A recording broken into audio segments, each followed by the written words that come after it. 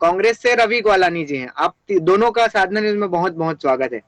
सबसे पहले अमित जी आपके पास आता हूँ, 2023 का चुनाव आने वाला है 1 साल में, आप लोग उसकी तैयारी में अभी से जुट गए हैं। जिला अध्यक्ष को बदलने की चर्चा चल रही है जोरों पर।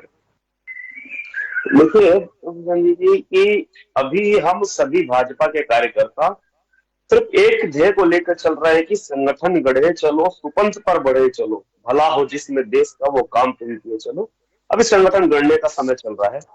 क्या 2023 का चुनावी रणभूमि भी हम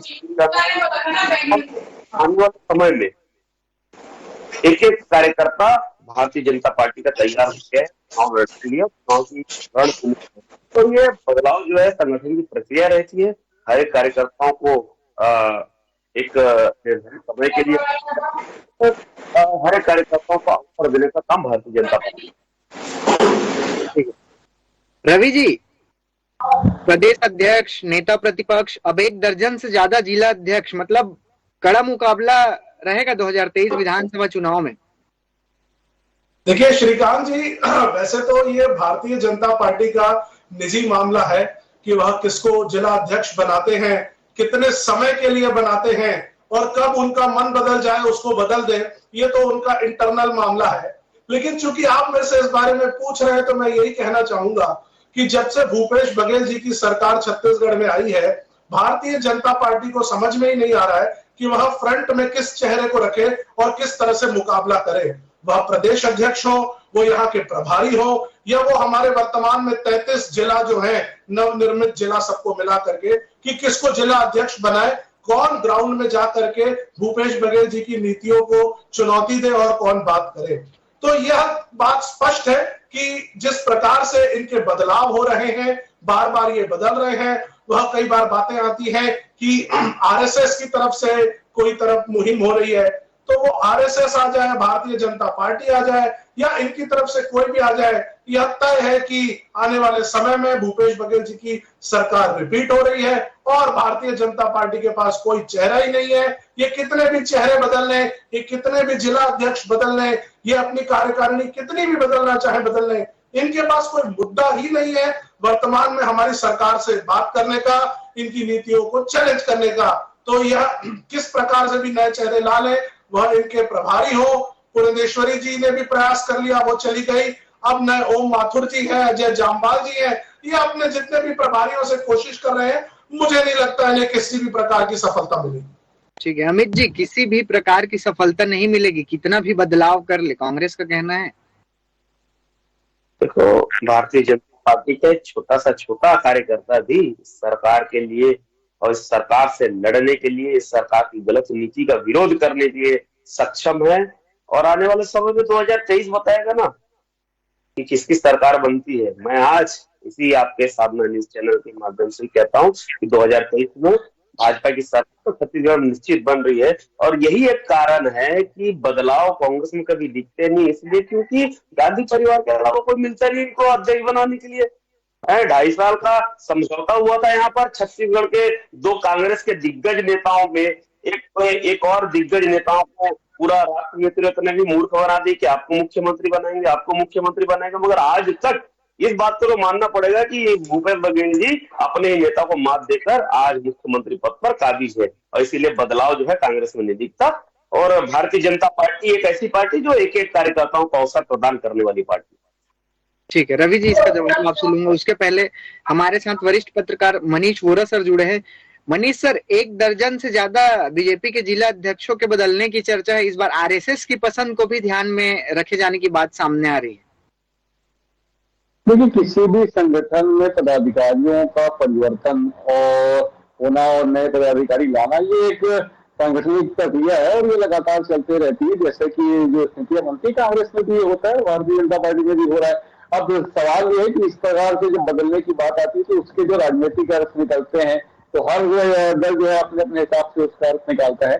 तो अभी वर्तमान जो परिस्थितियां, उन परिस्थितियों में जो बात आ रही है कि हम 12 जिला अध्यक्ष से 16 जिला अध्यक्ष बदलेंगे, तो निश्चित रूप से भारतीय जनता पार्टी के आने वाले चुनाव के हिसाब से जो है वो तैयारियां करी। उन तैयारियों के अंतर्गत उनको ऐसा लगता है कि हमको कहाँ पर क्या परिवर्तन करना है, कहीं पर जाति के आधार पर परिवर्तन करना है, कहीं किसी और आधार पर परिवर्तन करना है, कहीं जो जिला अध्यक्ष हैं वो परफॉर्म नहीं कर पा रहे हैं जो भारतीय जनता पार्टी सोच रही है उस आधार पर परिवर्तन करना है। तो ऐसे तमाम अलग अलग सबके मापदंड तय है, उस मापदंड के आधार पर जो है ये सब चीजें होती है। और जो मैं भी सुन रहा था कि कांग्रेस के प्रवक्ता कह रहे थे कि भारतीय जनता पार्टी के पास कोई चेहरा नहीं है, भूपेश बघेल की योजनाओं का, भूमि के कार्यों का कोई जवाब नहीं, निश्चित रूप से बड़ी अच्छी बात वो कह रहे थे। लेकिन मैं ये बात आपको कहना चाहता हूँ कि क्योंकि वो यही बातें जो है वो कुछ समय पहले कहते थे भारतीय जनता पार्टी वाले थे कि रमन सिंह के चेहरे का कोई जवाब नहीं है, रमन सिंह की योजनाओं का कोई जवाब नहीं है, कांग्रेस के पास कोई चेहरा नहीं है, कांग्रेस के पास कोई नीति नहीं है, कांग्रेस के पास कुछ है नहीं। लेकिन वही कांग्रेस आज इतने बड़े बहुमत के साथ सत्ता में बैठी है। तो ये सब बातें जो आती है लगातार ये बातें होती हैं, मगर इनका जो हम वास्तविक में और देखें तो धरातल पर जो चीजें हैं उन धरातल पर जो स्थितियों को समझने के लिए, उन स्थितियों को समझ करके और जो योजनाएं सरकार बनाती है उन योजनाओं का फायदा वास्तविक जो उसके लाभदारी उनको मिल रहा है कि नहीं मिल रहा है, इस बात को देखना और वहां तक पहुंचना ये महत्वपूर्ण जिम्मेदारी कार्यकर्ताओं की होती है जिस दल की सत्ता होती है। यदि हम उसमें कामयाब है, हम अपने अंतिम पंक्ति के अंतिम व्यक्ति तक उन योजनाओं को जा पा रहे हैं जो उसका वास्तविक हकदार है, तो निश्चित रूप से सरकार की जो योजनाएं हैं उनका फायदा सरकार को मिलता है और आने वाले समय में चुनाव में उसके फायदे देखने को मिलते हैं। श्रीकांत जी ठीक है। अमित जी, कांग्रेस का कहना है कि भाजपा को बचाने के लिए आरएसएस जो है जूझ रही है। देखिए, मुझे तो ऐसा लगता है कि आधे से ज्यादा कांग्रेसियों को यही नहीं मालूम कि भारतीय जनता पार्टी की मात्र जो संगठन है वो राष्ट्रीय स्वयं सेवक संघ, इसलिए ये दोनों को अलग अलग कहते हैं और अलग अलग नापते हैं। क्योंकि देखो, कोई भी संगठन एक बड़े पेड़ का हिस्सा होता है, अलग अलग आयाम पे काम करते हैं।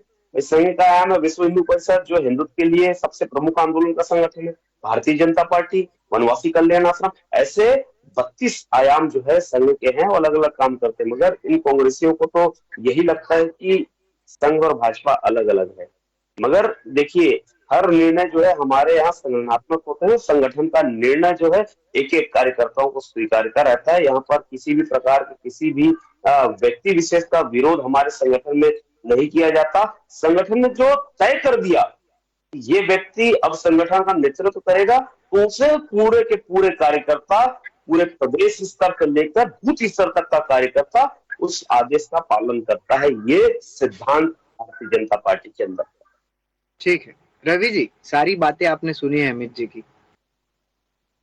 श्रीकांत भैया ये कह रहे हैं कि कांग्रेस में राष्ट्रीय अध्यक्ष जो है वो गांधी परिवार के बाहर नहीं जाता, तो शायद अपडेटेड नहीं है अमित साहू जी। अभी देखिए, एक तरफ मल्लिकार्जुन खड़गे जी है और दूसरी तरफ शशि थरूर जी है और 17 तारीख को चुनाव हो रहा है, लोकतांत्रिक प्रक्रिया से चुनाव हो रहा है। हमें तो ये भी नहीं पता कि जेपी नड्डा जी कब और कैसे राष्ट्रीय अध्यक्ष बन जाते हैं, फिर से वो दूसरी बार राष्ट्रीय अध्यक्ष बन जाते हैं, जिसकी कोई जानकारी तक नहीं मिलती। बस ये पता चल जाता है अखबार के माध्यम से और आप जैसे प्रतिष्ठित चैनलों के माध्यम से कि जेपी नड्डा जी जो है वो राष्ट्रीय अध्यक्ष फिर से बन करेंगे।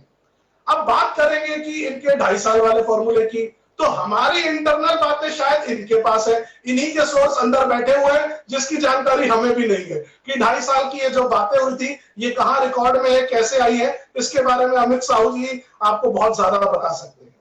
तीसरी बात जो बात हो रही है कि संगठन में बदलाव की, देखिए संगठन में बदलाव एक वैधानिक प्रक्रिया और होता रहता है। बात संगठन में बदलाव की नहीं हो रही है फिलहाल, बात यह हो रही है कि समय से पहले ये बदलाव हो रहे हैं।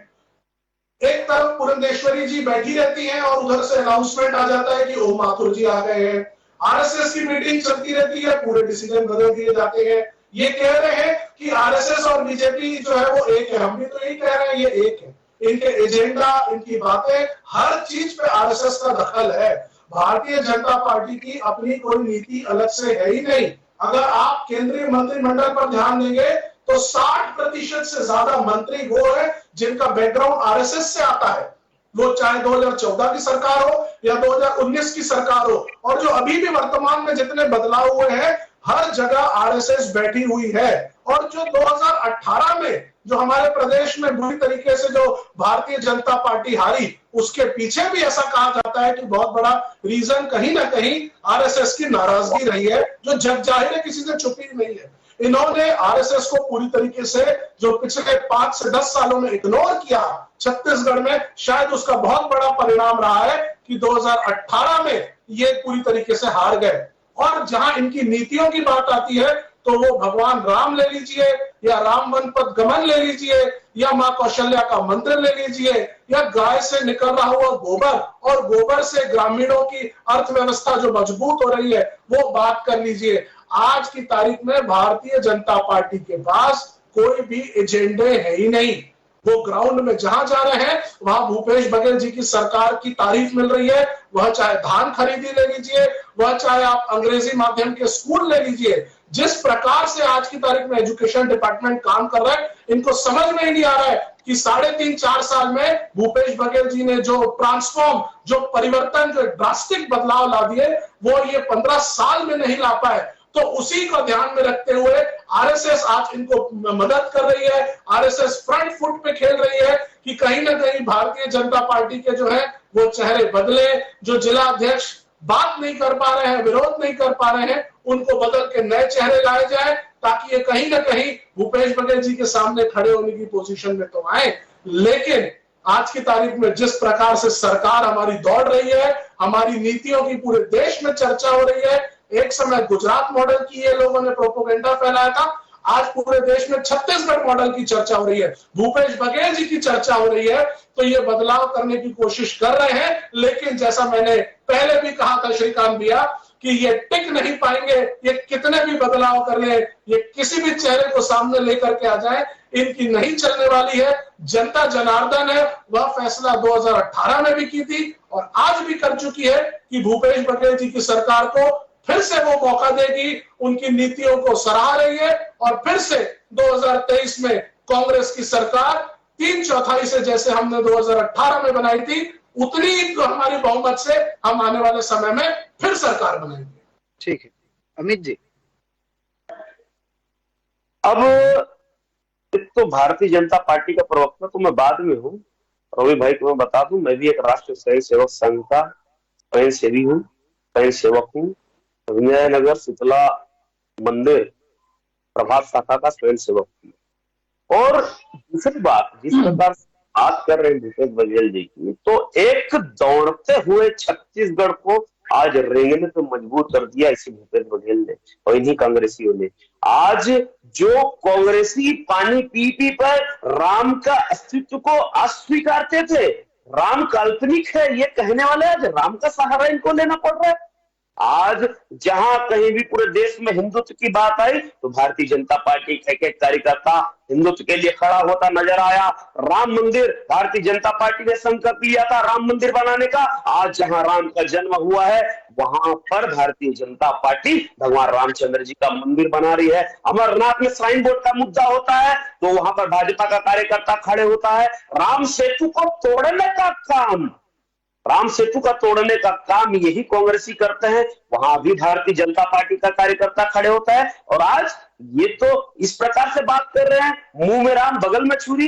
ये फितरत है कांग्रेसियों की, ये इस्लामिक जिहादियों के समर्थन है कांग्रेसी। ये सारे के सारे वोट बैंक की राजनीति करते हैं, तुष्टीकरण की राजनीति कर रहे हैं। एकमात्र पार्टी है भारतीय जनता पार्टी जो खुलेआम हिंदुत्व के बचाव में आज काम करती है। और आने वाले समय में भूपेश बघेल तो क्या, स्वयं राहुल गांधी आके अगर छत्तीसगढ़ से चुनाव लड़े तो भाजपा का एक छोटा सा कार्यकर्ता कांग्रेसियों को हरा देगा और 2023 में देखना भारतीय जनता पार्टी की सरकार बन के रहेगी। ये छोटे से भारतीय जनता पार्टी के कार्यकर्ता का स्वप्न है और स्वप्नों को पूरा करने का काम एक एक भारतीय जनता पार्टी का कार्यकर्ता करने के लिए निकल चुका है।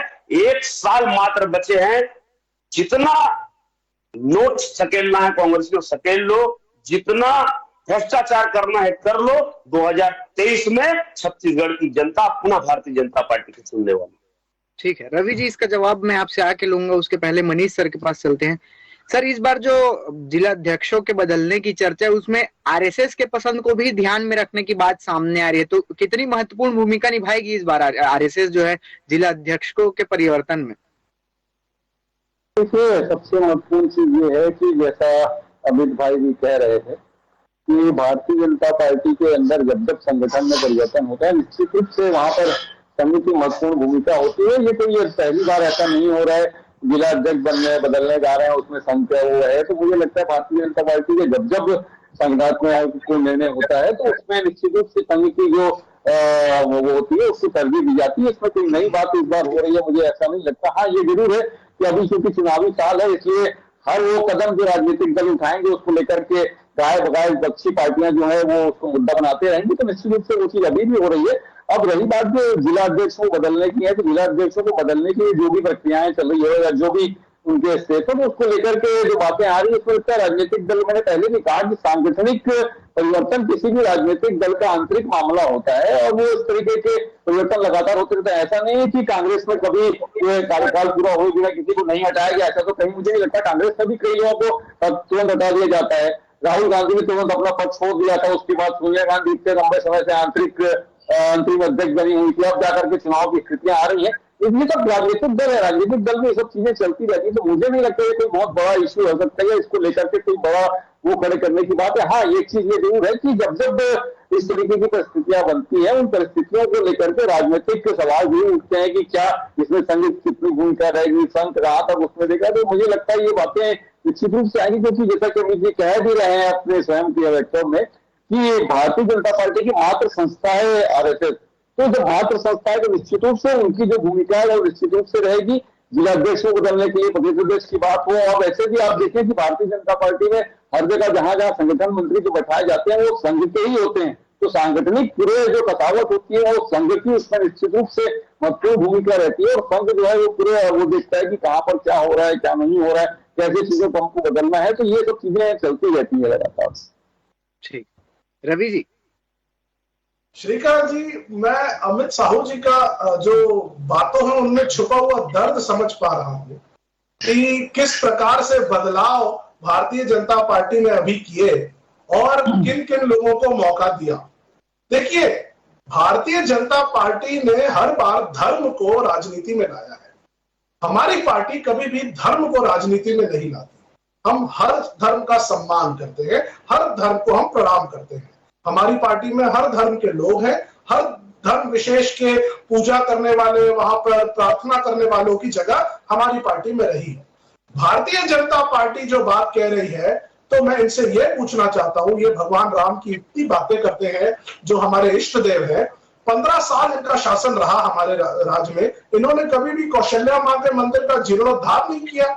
इन्होंने कभी भी ये नहीं देखा कि भगवान राम इस पथ से होते हुए गए थे, वह दक्षिण कौशल के जो है वो प्रभु राम, यहाँ ये उनका ननिहाल है, वो यहाँ के भांजे हैं, यहाँ भगवान राम को भाचा राम कहा जाता है। कभी क्या इन्होंने उस बारे में 15 साल में कोई पहल की? कुछ भी नहीं किया। ये सिर्फ बातें करते रहते हैं, इन्हें मुद्दे चाहिए। ये दूर दराज में कोई हुई बात को एजेंडा बना करके उस पर राजनीति करते हैं। कांग्रेस पार्टी कोई राजनीति नहीं करती, वह तो प्रभु श्री राम की भक्त है। आज ये कह रहे हैं कि राम मंदिर इन्होंने बनाया। हमें तो जहां तक जानकारी है, और आप भी जहां तक आपके चैनल के माध्यम से ही हमें पता चला है कि यह सुप्रीम कोर्ट का आदेश था। तो क्या भारतीय जनता पार्टी ये कहना चाह रही है कि सुप्रीम कोर्ट के द्वारा दिए गए आदेश में भी इनका दखल है? क्या न्यायपालिका, जो आज की तारीख में हमारी संविधान की सबसे बड़ी रीढ़ की हड्डी है, क्या उस पर भी भारतीय जनता पार्टी दखल दे रही है? क्या अभी देश में जो फैसले हो रहे हैं, जो सुप्रीम कोर्ट माननीय उच्च न्यायालय कर रहा है, क्या भारतीय जनता पार्टी के लोग वहां भी जाकर के अपना दखल दे रहे हैं और फैसलों को प्रभावित कर रहे हैं? तो यह तो आत्मचिंतन विषय हमारे आपके जैसे प्रतिष्ठित चैनल के लिए भी है और जो जनता देख रही है उनके लिए भी है कि एक तरफ जहां सुप्रीम कोर्ट का फैसला आता है उसके अनुरूप सारी चीजें हो रही है, और ये कहते हैं कि हर चीज का श्रेय इनको चला जाता है। तो भगवान राम के नाम पर भारतीय जनता पार्टी सिर्फ राजनीति करती है और कांग्रेस पार्टी काम करती है। वो देख सकते हैं कि आज किस प्रकार से राम वन पथ गमन जो है छत्तीसगढ़ के मुख्यमंत्री भूपेश बघेल जी उस पर काम कर रहे हैं, किस प्रकार से मां कौशल्या के मंदिर का जीर्णोद्धार हो रहा है, कैसे वहां एक नए तरीके से बसाया जा रहा है। आज जिसकी पूरे दुनिया में चर्चा हो रही है कि एकमात्र मां कौशल्या का मंदिर है और वो छत्तीसगढ़ में है, जिसका जीर्णोद्धार कांग्रेस पार्टी ने किया है। तो भारतीय जनता पार्टी, मैंने जैसा पहले भी कहा, यह कितने भी बदलाव कर ले, कितने भी नए चेहरे ला ले, हमारे मुख्यमंत्री से यह कॉम्पीट नहीं कर सकते। इनके पास कोई विषय नहीं है, कोई मुद्दे नहीं है, सिर्फ अपने लोगों को इधर से उधर कर रहे हैं ताकि इनके जो नाराज कार्यकर्ता हैं वो सेट हो, वो एडजस्ट हो, उन्हें 6 महीने के लिए सही कम से कम कोई पद मिल जाए। जो इनको 15 साल से शिकायतें रही कि इन्होंने अपने कार्यकर्ताओं को नाराज किया, उनको नजरअंदाज किया, कहीं ना कहीं इनका प्रयास सिर्फ उतना ही है कि अपने लोगों को सेट कर लें। ठीक है रवि जी, ठीक है। अमित जी। मैं रवि भाई को ये बताना चाहूंगा कि रवि भाई जैसा एक एक कांग्रेसी हमारे नारों को लेकर हम पर तंज कसता था कि भारतीय जनता पार्टी वाले सिर्फ नारे लगाते हैं कि सौगंध राम की खाएंगे, मंदिर वहीं बनाएंगे। उस नारे को बदल के रवि भाई जैसा एक एक कांग्रेसी कार्यकर्ता हम पर प्रश्न चिन्ह करता था कि ये सिर्फ नारे लगाने का काम करते हैं, मंदिर वहीं बनाएंगे मगर तारीख नहीं बताएंगे। इसलिए मैंने रवि भाई के माध्यम से एक एक तुष्टीकरण करने वाले कांग्रेसियों का जवाब दिया और माननीय सुप्रीम कोर्ट ने तो वहां पर जमीन पर जो विवाद था उसे सुलझाया, मगर एजेंडा तो भारतीय जनता पार्टी का था, एजेंडा तो एक एक हिंदुओं का था, एजेंडा तो यहाँ पर भारत में बसने वाले एक एक बुजुर्ग का था कि जब तक मैं जिंदा हूँ मेरे राम का जहां जन्म हुआ है वहां पर मंदिर बनते देख लूं। ये स्वप्नों को पूरा करने के लिए भारतीय जनता पार्टी आज आगे आई और कर रही है। और आप छत्तीसगढ़ की बात करें, आज जो है एक कौशल्या माता के मंदिर का जीर्णोद्धार मात्र किया, मगर संरक्षण और संवर्धन मंदिरों का भारतीय जनता पार्टी ने, हमारे दिग्गज नेता हैं धर्मस्व मंत्री के नाते माननीय बृजमोहन अग्रवाल जी ने पूरे प्रदेश के कोने कोने में मंदिरों का जीर्णोद्धार किया, चाहे राजिम का हो, चाहे पूरे छत्तीसगढ़ में जितने भी धार्मिक स्थल हो हिंदुओं के, उनके जीर्णोद्धार का काम किया। और आज ये कांग्रेसी एक माता के मंदिर को जीर्णोद्धार करके और राम पथ वनगमन का बना के ये जो राम को अस्वीकारने वाले थे आज राम का लाभ लेने आए, प्रभु श्री राम का लाभ लेने के आते हैं। जब ये इनकी विचारधारा कहाँ थी जब राम का अस्तित्व ही स्वीकार नहीं करते थे, जब इनकी विचारधारा कहाँ थी जब राम काल्पनिक है ये कहते थे, जब हिंदुओं के ऊपर विपत्ति आती थी तब कोई कांग्रेसी क्यों खड़ा नहीं होता था, वहां पर खड़ा होने वाला सिर्फ भाजपा का कार्यकर्ता नजर आया। और तो मैं सीधा रवि भाई को यही बोल दूं, राष्ट्रीय स्वयं सेवक संघ का एक एक कार्यकर्ता हिंदुओं की रक्षा के लिए खड़े होते हुए नजर आया, मगर कोई भी कांग्रेस का कार्यकर्ता नहीं लड़ा, क्योंकि तुष्टीकरण की राजनीति करते हैं, ये एक पक्षी राजनीति करते हैं, इन्हें अपने वोट बैंक की चिंता रहती है। और वोट बैंक की चिंता ऐसे कि कुछ कल की ही बात है, एक विशेष समुदाय के व्यक्ति ने मुख्यमंत्री से अपने इलाज के लिए 3 लाख मांगा, मगर मुख्यमंत्री ने अपने वोट बैंक को साधने के लिए 20 लाख रुपए छत्तीसगढ़ के गाढ़ी कमाई जो जनता की जो टैक्स के रूप में जनता ने दी थी 20 लाख रुपए देते हैं। ये सीधा सीधा तुष्टीकरण की राजनीति करते हैं, अपने वोट बैंक की राजनीति करते हैं। और मेरे जैसा भी एक छोटा सा कार्यकर्ता खड़े हो जाए ना तो भूपेश बघेल को हरा देगा, राहुल गांधी भी अगर चुनाव लड़ने आए तो मेरे जैसा एक छोटा सा कार्यकर्ता से हरा देगा। एक एक कार्यकर्ता भारतीय जनता पार्टी का अब कांग्रेस को हरा देगा और भारतीय जनता पार्टी की सरकार 2023 में निश्चित ही बनाएगा। ठीक है, समय की कमी है, आखिरी कमेंट मनीष सर आपसे लूंगा।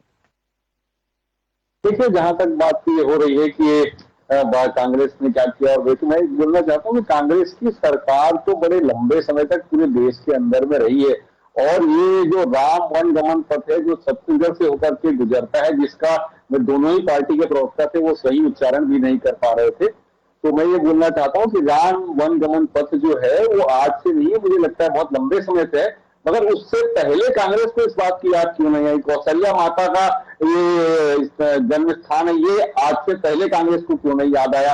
निश्चित रूप से आज आप कर रहे हैं वो स्वागत योग्य बात है, मैं उसका कतई विरोध नहीं कर रहा हूँ, लेकिन मेरा बोलना यह है कि आपको आज से पहले ये क्यों याद नहीं है कि कौशल्या माता का मंदिर छत्तीसगढ़ में बनना चाहिए, राम वनगमन पथ जो है छत्तीसगढ़ से निकलना चाहिए। तो ये जो सारी चीजें निश्चित रूप से कहीं ना कहीं ये स्वागत योग्य बात है, मैं इसका विरोध नहीं करता हूँ, लेकिन मेरा बोलना यह है कि जब बात होती है, एक तरफ हम ये कहते हैं कि राजनीति और धर्म का समावेश एक साथ नहीं होना चाहिए, लेकिन दोनों दल जो है इस बात को करते हैं, दोनों दल इस बात को लेकर के आते हैं और धर्म और राजनीति का बड़ा बेहतरीन ढाल दे करके नया फ्लेवर निकालते हैं, और वो नया फ्लेवर के साथ फिर जनता के सामने जाते हैं और फिर उसके सामने बड़े बड़े वादे करते हैं और उसको वापिस उसी स्थान पर लगा खड़ा कर देते हैं जहां वो पहले हुआ करता था।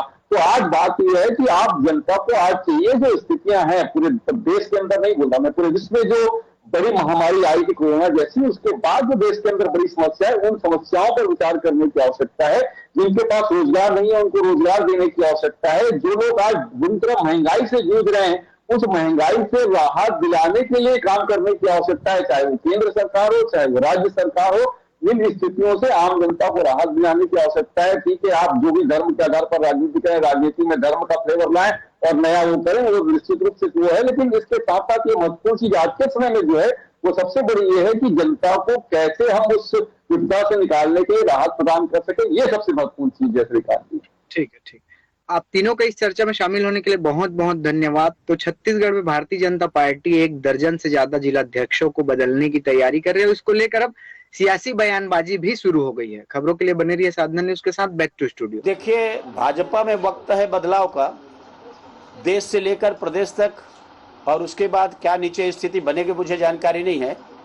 ये तो हमारे जो जवाबदेह पदाधिकारी हो बता पाएंगे, लेकिन समय के साथ बदलते हैं और भारतीय जनता पार्टी में आज नहीं पहले भी परिस्थितियां बदले हैं, तो मुझे लगता है कोई नई चीज भारतीय जनता पार्टी के लिए नहीं है। देखिए, छत्तीसगढ़ में भारतीय जनता पार्टी 2018 का विधानसभा चुनाव हारने के बाद लगातार जनता का भरोसा खो रही है और भारतीय जनता पार्टी के कार्यकर्ता भी बहुत ज़्यादा हताश और निराश हो चुके हैं।